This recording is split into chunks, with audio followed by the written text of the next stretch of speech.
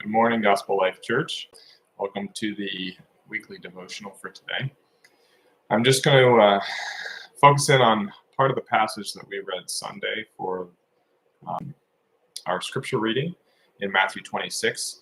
So I'm going to focus in on just the disciples and a couple parts of this passage that mention them. So I'm going to start in verse 20, I'm going to read through 25, and then we're going to jump down to verse 30 and read through verse 35. So it starts out, when it was evening, he reclined at the table with the 12. As they were eating, he said, "Truly I say to you, one of you will betray me." And they were very sorrowful and began to say to him, one after another, "Is it I, Lord?" He answered, "It is he who dipped his hand in the dish with me will betray me. The Son of Man goes as it is written of him, but woe to the man by whom the Son of Man is betrayed. It would have been better for that man if he had not been born." Judas, who would betray him, answered, "Is it I, Rabbi?" He said to him, "You have said so." And then jumping down to verse 30,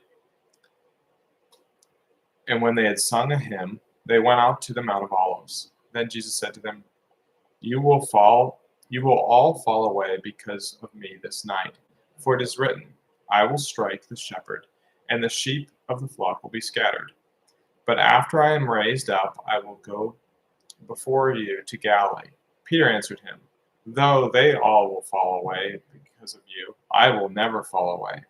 Jesus said to him, Truly, I tell you, this very night, before the rooster crows, you will deny me 3 times. Peter said to him, Even if I must die, I will not deny you. And all the disciples said the same. Okay, so I mentioned I wanted to just focus in on the disciples. Really, we see a few responses here of what Jesus is telling them to the disciples. So I kind of broke this down into just 4 different groups, 4 different responses, 4 different things that we see how the disciples responded. So first you've got Judas, the betrayer. So hopefully we don't find ourselves in this category of being like Judas and basically not just betraying Christ, but having no belief really in what Jesus was saying. That's one of the things that I think we can't lose sight of within our church.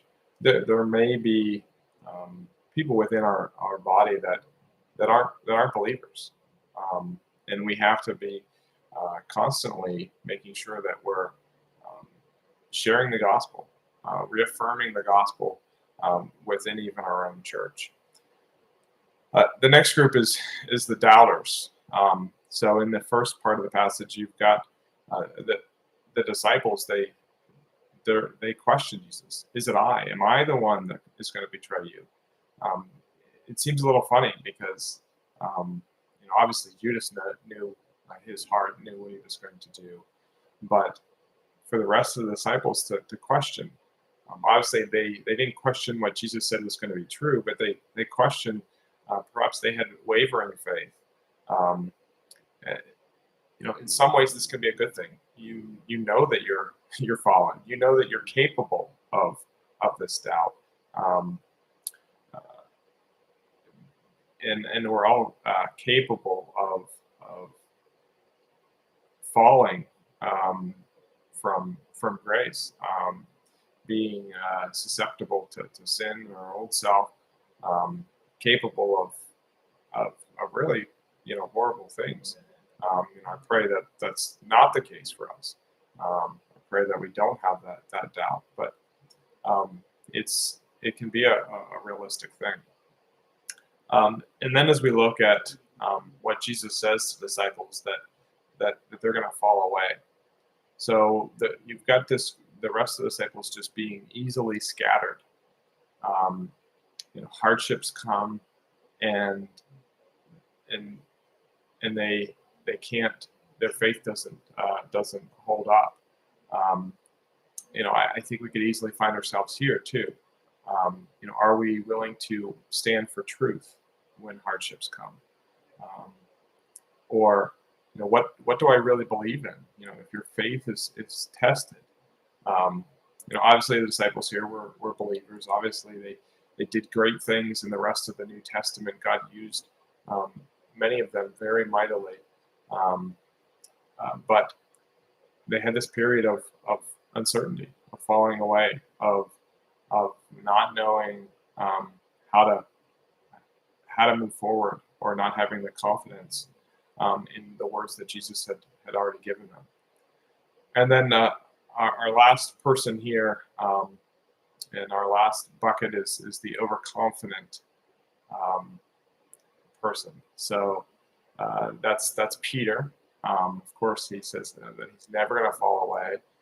And then we see, at least recorded, he has the greatest fall of the other disciples, denying Christ 3 times. So we have to be careful of this as well.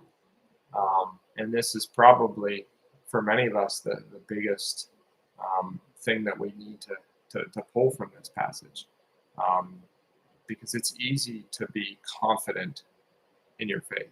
It's easy to say, well, I'm not going to be susceptible to that sin, or have a feeling that we've got it all figured out. So whether it's you've just been a believer for a long time, or you would consider yourself spiritually mature, or you've got this good biblical knowledge and understanding of the Bible, or even some of your track record.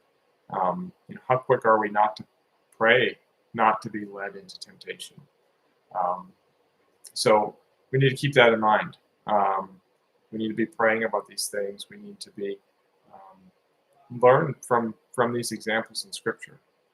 So I hope it was just a little bit of encouragement for you, a little bit of challenge for you, and looking at these disciples. That a lot of times we focus on the Passover feast in this passage, and we don't look at all of the characters here. So hope everybody has a great week.